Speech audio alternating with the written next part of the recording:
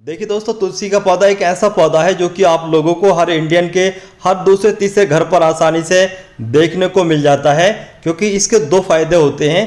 पहला तो ये एक धार्मिक पौधा है, एक पवित्र पौधा है। इस वजह से भी हर इंडियन के घर पर आप लोगों को ये पौधा देखने को मिल जाता है। इसके अलावा इसको आप लोग हेल्थ बेनिफिट के हिसाब से भी अपने घर पर लगाते हैं। तो आप लोग चाहे किसी भी धर्म के हैं, आप लोगों के घर पर तुलसी का ये पवित्र पौधा जरूर होगा। लेकिन दिक्कत दोस्तों तब आती है जब आपका तुलसी का पौधा ग्रोथ नहीं करता है, ग्रोथ रोक देता है, घना नहीं होता है। तो अगर आप लोगों के साथ ये दिक्कत है कि आपका तुलसी का पौधा आप लोगों ने घर पर गमले में डायरेक्ट जमीन में लगा रखा है और आप काफ़ी सारे फर्टिलाइजर अपने तुलसी के पौधे में इस्तेमाल करते करते थक चुके हो, फिर भी आप लोगों का पौधा ग्रोथ नहीं कर रहा है, तो आप लोगों को आज की हमारी इस वीडियो को कंप्लीट देख लेना चाहिए। आज की इस वीडियो में दोस्तों मैं आपको बताऊंगा इस 2 रुपये के फर्टिलाइजर के बारे में। इस 2 रुपये के फर्टिलाइजर के इस्तेमाल करने के बाद आप लोग यकीन मानो आपका तुलसी का पौधा भी मेरे इस तुलसी के पौधे की तरह यानी कि बरगद की तरह घना और हरा भरा हो जाएगा। तो चलिए इस वीडियो को स्टार्ट करते हैं और आप लोगों को बताते हैं इस फर्टिलाइजर के बारे में। लेकिन इस वीडियो को कंप्लीट देखने से पहले अगर आप लोगों ने अभी तक चैनल को सब्सक्राइब नहीं किया है तो जल्दी से हमारे चैनल को भी सब्सक्राइब कर लें और वीडियो की जानकारी सही लगे तो लाइक और शेयर कर दें। तो देखिए दोस्तों, तुलसी के पौधे को हम घना कैसे करते हैं इसके बारे में हम आपको पूरी बात स्टार्टिंग से समझाएंगे, तभी आप लोगों को अच्छे तरीके से समझ आएगी और आप भी अपने तुलसी के पौधे को हमारे इस तुलसी के पौधे की तरह घना कर सकते हैं। देखिए दोस्तों, हमारा ये तुलसी का पौधा बरगद की तरह घना होने से पहले कुछ इस तरीके का था। हमारा ये तुलसी का पौधा हमने इस छोटे से गमले में लगाया हुआ था और हमारा ये तुलसी का पौधा बहुत ही शानदार तरीके से ग्रोथ करा। लेकिन जैसे ही सर्दियाँ आई और थोड़ी कम देखभाल की वजह से हमारा ये तुलसी का पौधा पूरी तरीके से सूख गया। तो हमने इस तुलसी के पौधे को फिर से बचाने के लिए उसी फर्टिलाइजर का इस्तेमाल किया जो हम आपको आगे इस वीडियो में बताएंगे। लेकिन जब आपका तुलसी का पौधा सर्दी के मौसम में इस तरीके से सूख जाता है और आप लोग फर्टिलाइजर इस्तेमाल कर लेते हैं, उसके बाद में जब नई ग्रोथ आ जाती है तो इस तरीके की जो पुरानी ब्रांचेस होती हैं सूखी हुई, उनको आप लोग समय रहते कट कर दें जिससे कि नई ग्रोथ को तेज़ी से बढ़ाया जा सके। लेकिन अगर आप लोग इस तरीके की सूखी हुई ब्रांचेस को कट नहीं करेंगे तो फंगस जो होता है ना वो धीरे धीरे नई ग्रोथ में भी लग जाता है और आपका तुलसी का पौधा फिर से सूखने लगता है। तो हम हमारे इस तुलसी के पौधे की जो ये डेड ब्रांचेस हैं, सूखी हुई ब्रांचेस हैं, इनको हटा रहे हैं। उसके बाद में हम हमारे इस तुलसी के पौधे को दूसरे बड़े गमले में शिफ्ट करेंगे जिससे कि इस तुलसी के पौधे की जो ग्रोथ है वो तेज़ी से हो सके। इसके अलावा सर्दी के मौसम में तुलसी के पौधे को ऐसी जगह पर रखें जहां पर डायरेक्ट ओस की बूंदें, कोहरे की बूंदें न पड़ें, या फिर इसके अलावा इसको आप लोग किसी भी ट्रांसपेरेंट पॉलीथीन से ढक करके रखें या फिर किसी भी बरामदे के नीचे रख सकते हैं।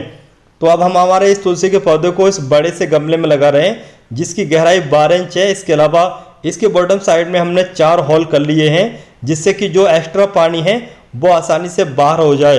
तुलसी के पौधे को ओवर वाटरिंग बिल्कुल पसंद नहीं है, तो अच्छा ड्रेनेज सिस्टम रखें और अच्छा ड्रेनेज सिस्टम के साथ साथ मिट्टी का जो इस्तेमाल करना है वो बेल्डाइन मिट्टी का इस्तेमाल करना है। इसके अलावा इसके बॉटम साइड में हम जो कंकड़ पत्थर होते हैं उनकी जगह कोकोपीट का इस्तेमाल कर रहे हैं जिससे कि जो जल निकासी है वो अच्छे तरीके से हो सके।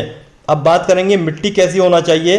तुलसी के पौधे को ट्रांसप्लांट करें या फिर नया तुलसी का पौधा लगाएं तो इसके लिए 30% वर्मी कंपोस्ट, 40% रिवर सैंड यानी कि नदी की मिट्टी, बाकी आपके गार्डन की मिट्टी, तीनों को मिक्स करने के बाद में इस तरीके का सॉइल मीडिया तैयार कर लें।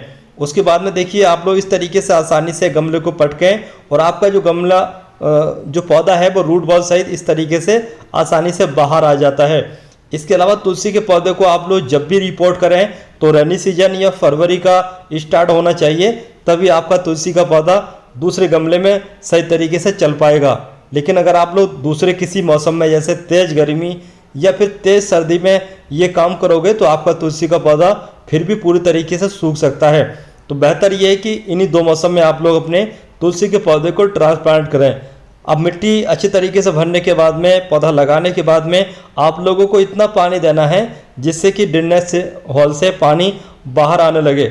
जब आपका ड्रेनेज हॉल से पानी बाहर आने लगेगा तो आपका जो मिट्टी है वो समझ जाइए कि पूरी तरीके से गीली हो चुकी है और आपका जो पौधा है वो उस नई मिट्टी में अच्छे तरीके से एडजस्ट हो जाता है। उसके बाद में आप लोग तुलसी के पौधे को ऐसी जगह पर रखें जहां पर डायरेक्ट पूरा दिन की धूप आती हो।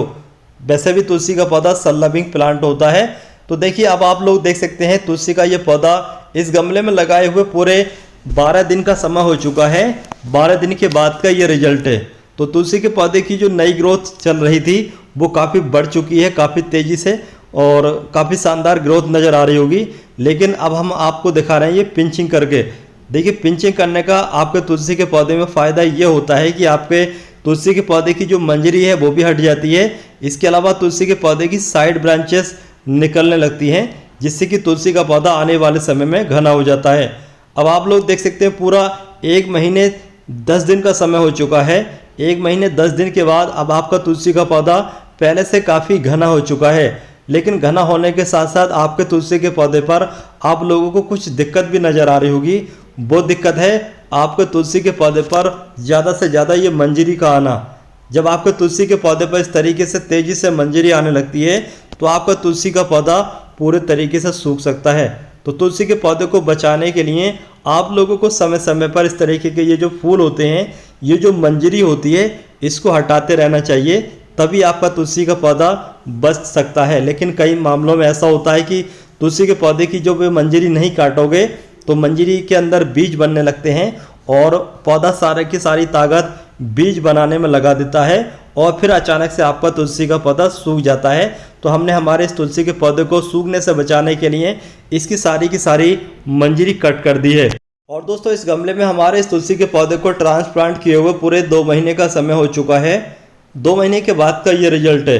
आपने पहले देखा था और अब आप लोग अब देख सकते हैं हमारा ये तुलसी का पौधा अब आप लोगों को बिल्कुल बरगद की तरह घना नज़र आ रहा होगा। आप लोग देख सकते हैं पत्तियां बिल्कुल ग्रीन और हेल्थी हैं। शानदार तरीके से हमारा ये तुलसी का पौधा ग्रोथ कर चुका है।